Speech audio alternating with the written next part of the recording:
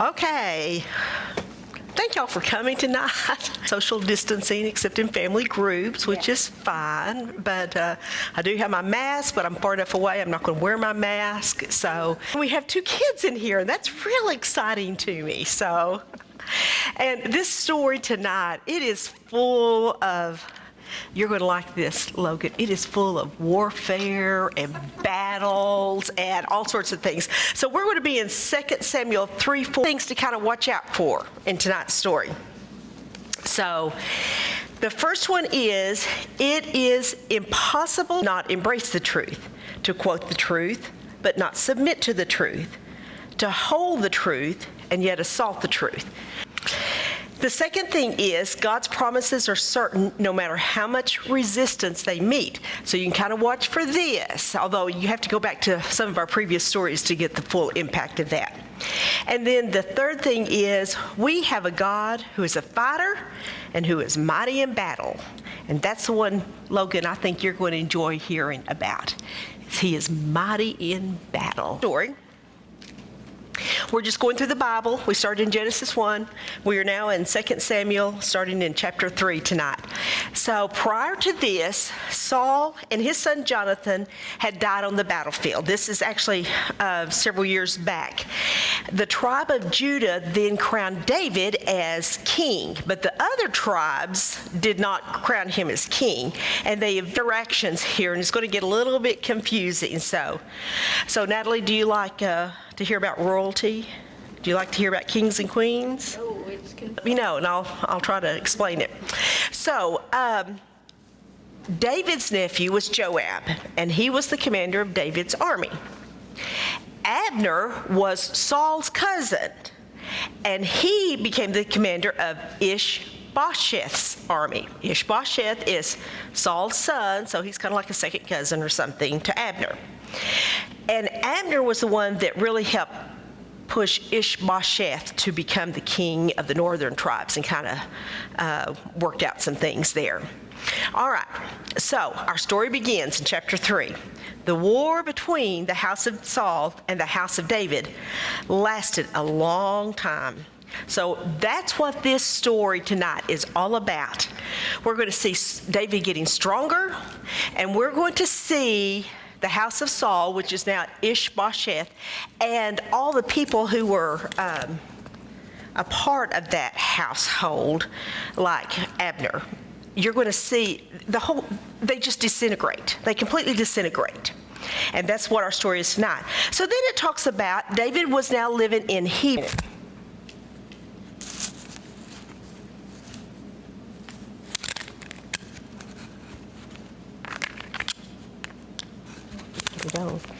So David's living in Hebron, which is in Judah, where he is the king.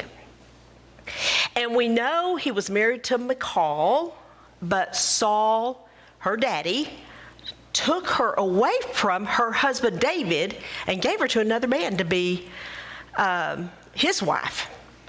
And so Michal is not a part of his wives at this point.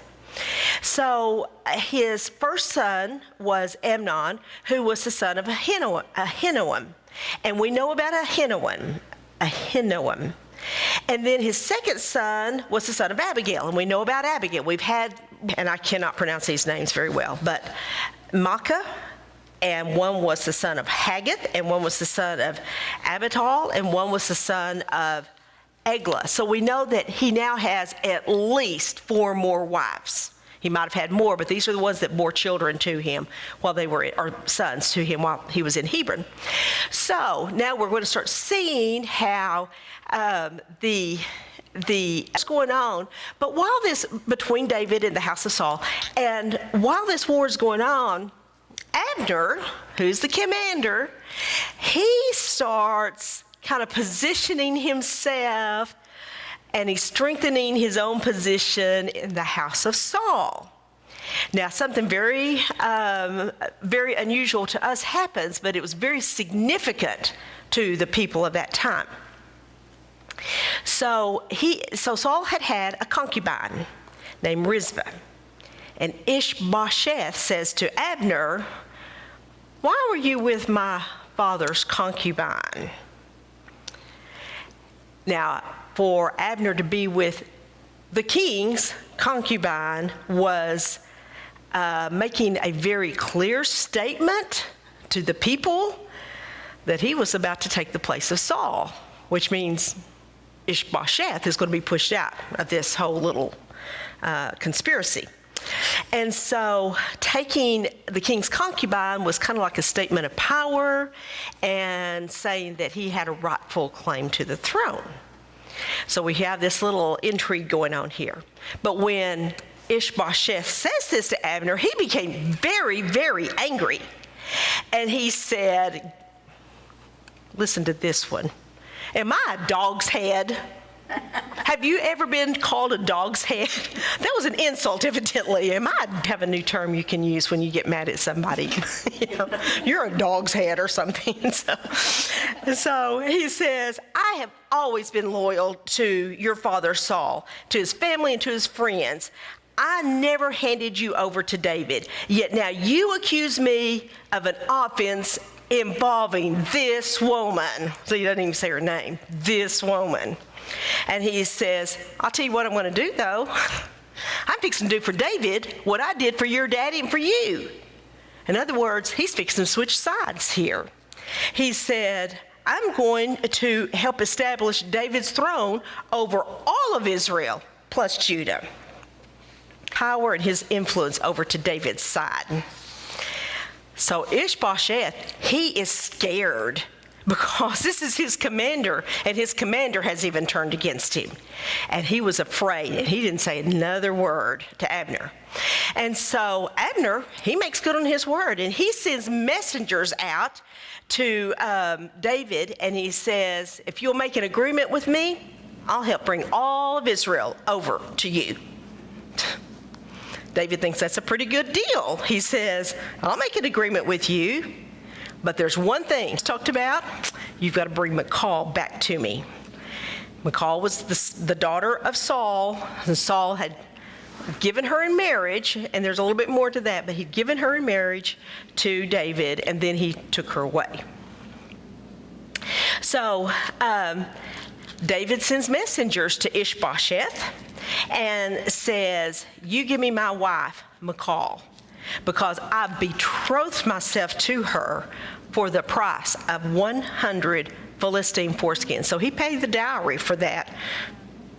Pretty high dowry for those Philistines, at least. So Ishbosheth, I mean, he saw the way the tide was turning. He saw that he was not in a good position. And so he says, okay. And he goes and he gets the Michal and takes her away from her now husband and sends her back to David. But her husband, and this is really a sad part, he follows behind her as they're taking her away, and he's crying the whole way. So evidently he had some kind of love for her anyway. And we know that Michal had loved David at one time. But anyway, he's crying, following behind. Finally, Abner says, you go back home. Get out of here. So he does. Israel were the men who'd been Saul's advisors. And he says, you know, for a good while now, you've wanted to make David your king because, I'm sorry, I forgot to turn this off. Do what? I said you're tethered to that thing. I am. Can't find my phone either. Okay. So he tells the elders, he says, you've wanted for a good while to make David your king. Do it now, because God promised David, he said, by my servant David, I will rescue my people Israel from the hand of the Philistines and from the hand of all their enemies. So Abner knew what God had said. He wanted to follow Saul. He put Ishbosheth, and then we know he was about to do a coup of some sort. So then Abner goes to the Benjamites. He goes to the Benjamites because that's where the tribe that Saul was from. And so they have a very special loyalty to Saul and then, of course, to Ishbosheth. And so he goes to them and he talks to them in person. And then he gives him what all he had done. And Abner brought 20 men with him, and he goes to David, and David is happy to hear from him, happy to see him, and he prepares this big feast for him. But Abner says, let me go and assemble all of Israel for them to come together, and they will make you king, and you will be able to rule over them. And so David sends Abner away to do just this. And he makes this the Bible makes this one statement. Abner went in peace. That's important. He went in peace. So David kind of gives his blessing and his implied promise to safeguard Abner, who has been his enemy, or on the enemy's side. Go get all the people, and they will make him king. So about that time, Abner leaves. But about that time, here comes Joab back. Joab is David's nephew and the commander of his army. And he comes back. He's been out raiding, and he's bringing back plunder. And he comes back, and he finds out Abner's been here. This is the enemy. Abner's been here. But David has sent him away, and here we have it a second time. And Abner had gone in peace. That's twice we see that same statement. So when Joab gets there and he hears this, he goes to the king, and he is upset about this. And we see a third time that David had sent Abner away, and he had gone in peace. So we see this 3 times. That's significant. It means something here. So Joab goes in to David and he says, what have you done? Abner came to you and you sent him away. You let him go. Now he's gone. We can't get him. You know he came to deceive you, and he came to spy on you, and he wanted to find out what you were up to and what you were going to be doing. And he just storms out of the room. And so Joab goes after Abner. And he sends some people after Abner, and they find Abner, and they bring him back to Hebron. Now, here's another little thing here. Hebron, the capital, that was a city of refuge. It was a city of safe haven. It was a city of safe harbor. You were safe if you were in Hebron. So he brings Abner back to this city, which was supposed to be safe. David did not know anything about this. So Joab take conversation between each other. And then he stabs him in the stomach. And Abner dies. And this is to avenge the blood of Joab's brother Asahel that Abner had killed really in battle and had given him lots of warnings to quit chasing him. And Asahel wouldn't, and he finally killed him. But now Joab is avenging his brother's death.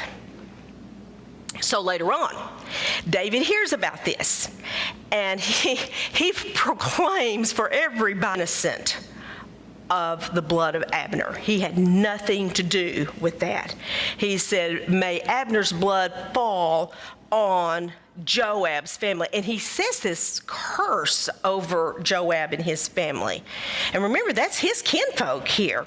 He says, may Joab's family never be without someone who has a running sore or leprosy, or who leans on a crutch, or who falls by his own family here.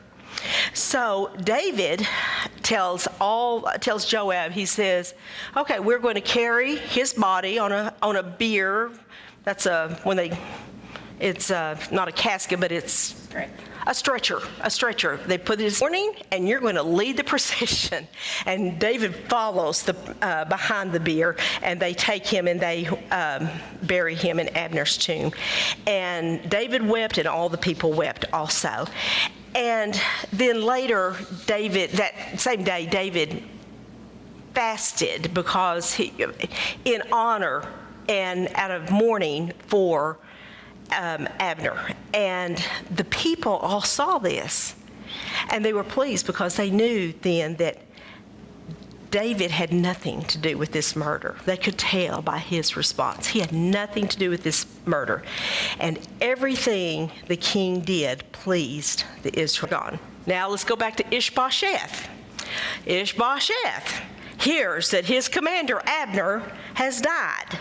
And he loses his courage. He just lost his courage. He's like the cowardly lion in the Wizard of Oz. He lost his courage. And so when he loses his courage, all of Israel became alarmed by that. So Ishbosheth had two men who were brothers, and they were leaders of raiding bands, and they would go out, kind of like Joab had done, go out raiding and plundering.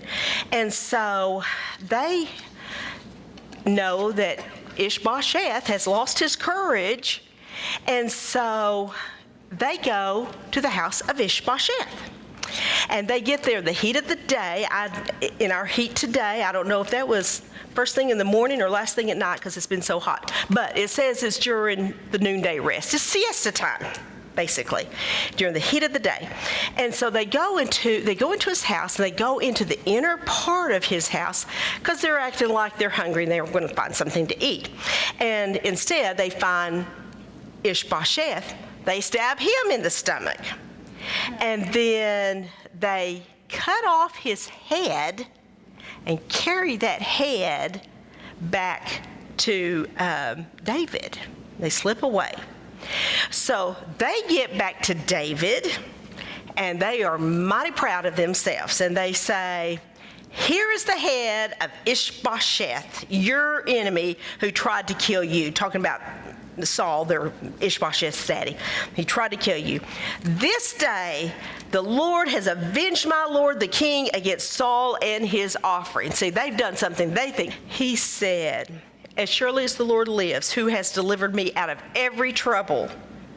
When somebody told me Saul is dead and thought they were bringing him for his news, how much more then when wicked men have killed an innocent man in his own house and on his own bed?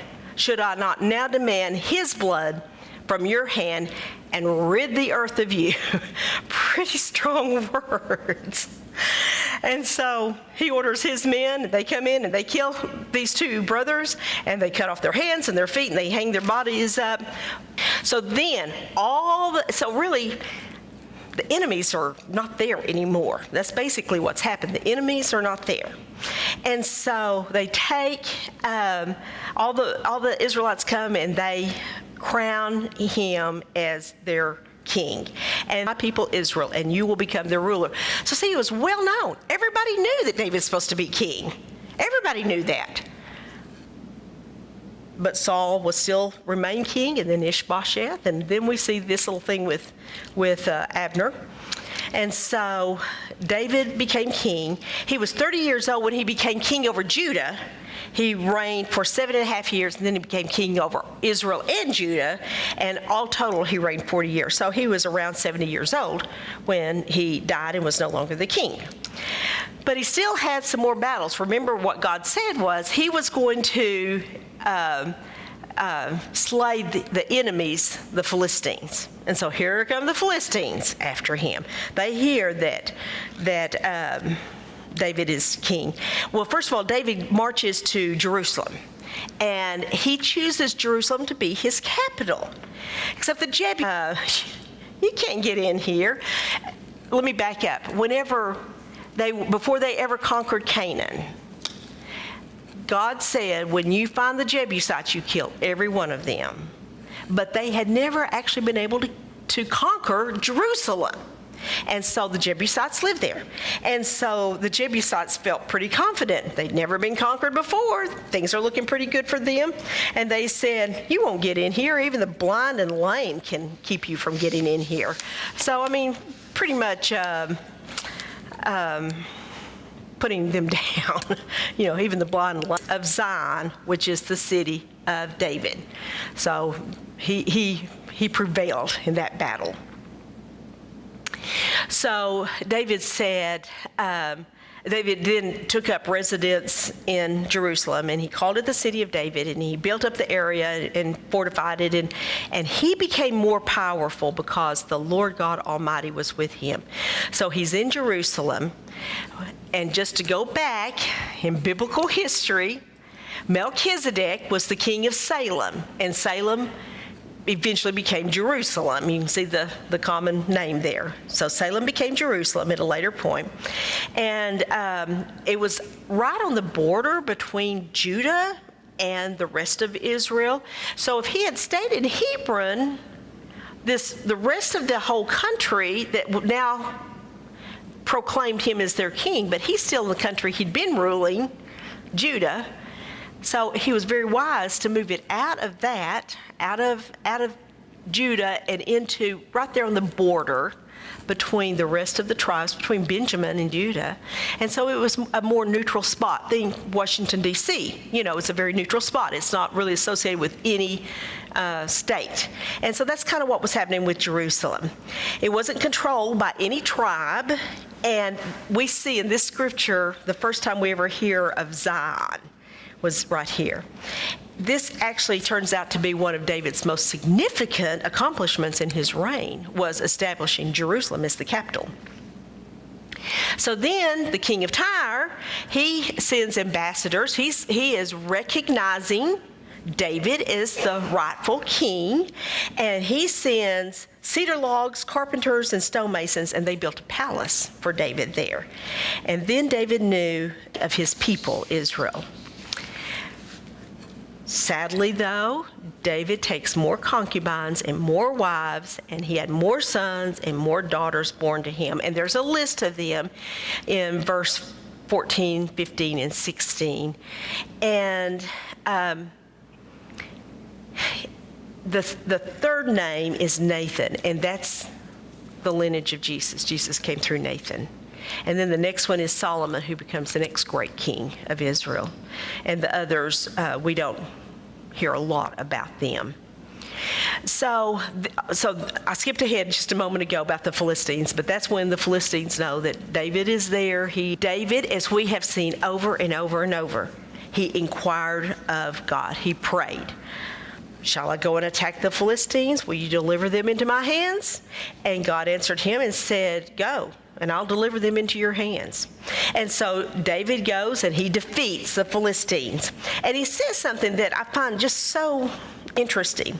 He said, as waters break out, the Lord has broken out against my enemies before me. So think of a dam that's holding back the water and that dam bursting.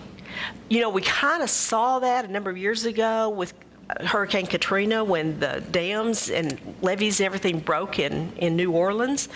The water was just a torrent. Many people died in the water that was coming towards them, and homes were destroyed. It is a powerful force, and that's the way David describes God attacking. And so the Philistines, they have been defeated. They run off. They leave their idols there, and David and his men carried off those idols. But here they come again. And once again, David inquired of the Lord. But this time, God says, don't go straight up to them, but circle around behind them and attack them in front of the poplar trees. And as soon as you hear the sound of marching in the tops of the poplar trees, move quickly, because that will mean that God has already gone out in front of you to strike the Philistine army. So that's what David did. And he struck down the Philistines. So, back to my 3 things I said at the beginning. First one was, it is possible to know the truth but not embrace the truth, to quote the truth but not submit to the truth, to hold the truth and yet assault the truth. Who am I talking about in there? Who knew that David was supposed to be the king? The other tribes. The other tribes, and more specifically? The elders. The elders, and even more specifically, Abner. Yeah. He knew it. He knew what the truth was, but he had to embrace the truth.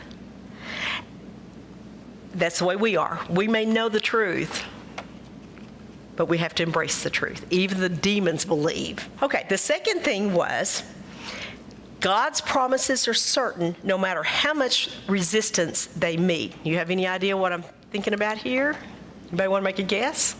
David becoming king of all Israel. Exactly. God said, you're going to be king over all of Israel. And nothing was going to stop that from happening. Nothing. So, first of all, Saul won't recognize him as king. And then he even had friends who heard his cause more than helped his cause, like Joab killing Abner. That didn't help him at all. Or like the two brothers who go and kill Ishbosheth. That didn't help him at all. He did not appreciate those things. And then the last one is we have a God who is a fighter and who is mighty in battles. And I think about that picture, that word picture of a torrent of water. That is a powerful, powerful picture there. So that's our story tonight. We're going to start it in 2 Samuel chapter 6 next week, and hope to see you then. I learned something tonight. What's that? I always thought it was Michael. It's McCall.